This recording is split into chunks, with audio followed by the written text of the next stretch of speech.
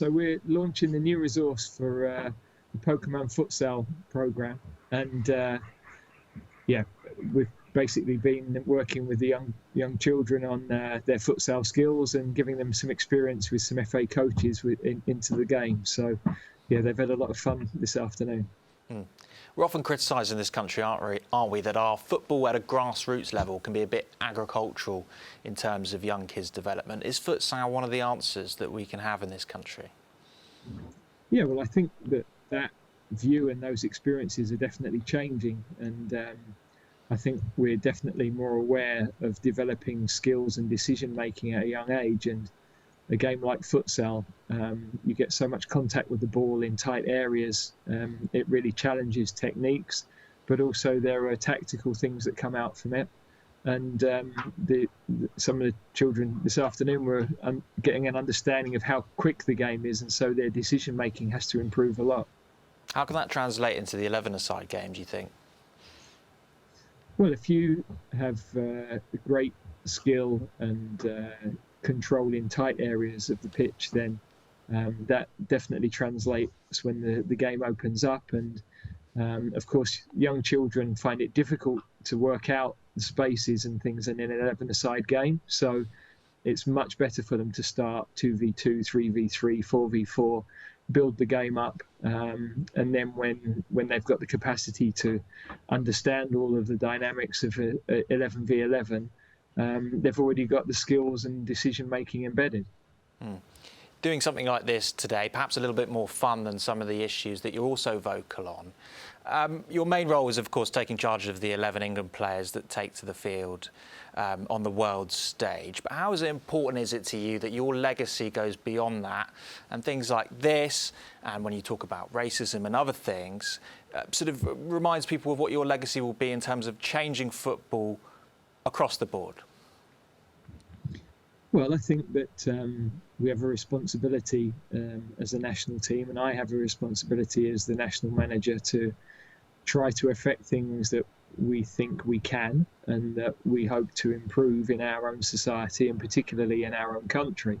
Of course, ultimately, we'll be judged on football results and football performances, and if we're successful, then our voice carries more weight. But of course, when we're representing the national team, then there is a duty to try to represent the country in the best possible way.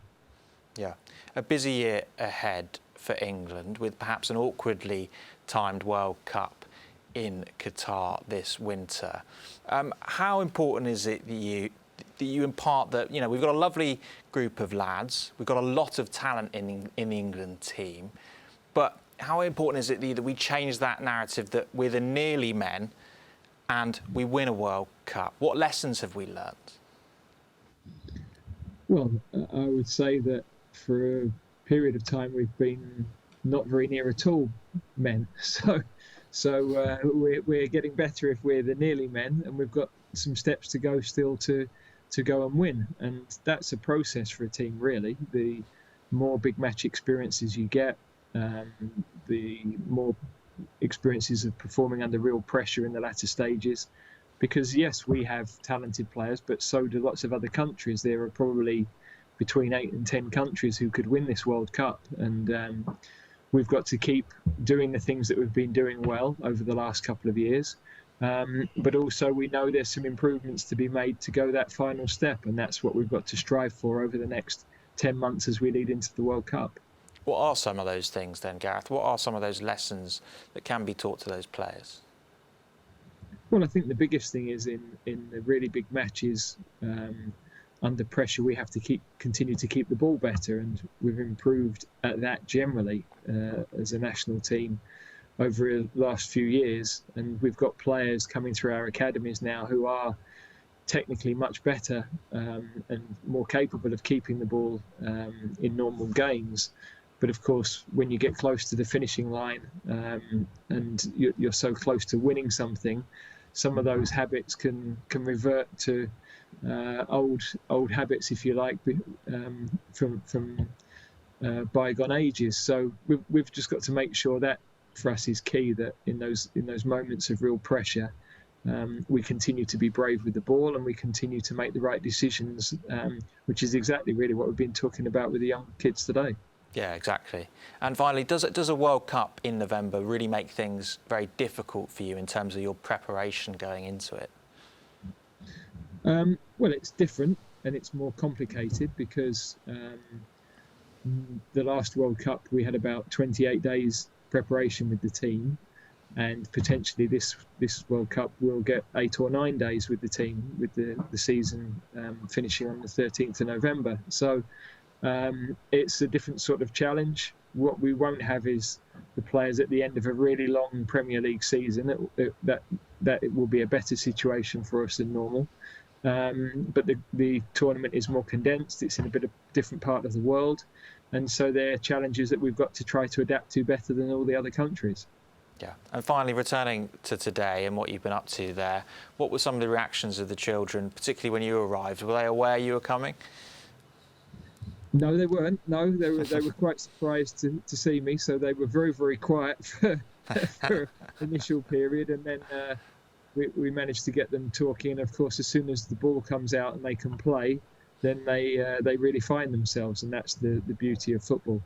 Do you think you would have been a different player if you had futsal when you were growing up?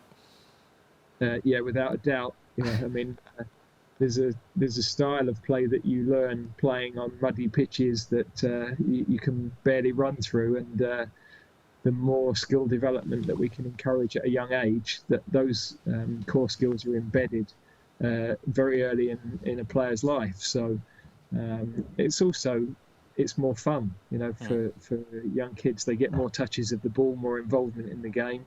And if you talk to any young player or any young kid playing sport, they want that involvement, and that's why these things are so important. Gareth, it's been a pleasure. Thank you for talking to us today. You're welcome. Thanks very much.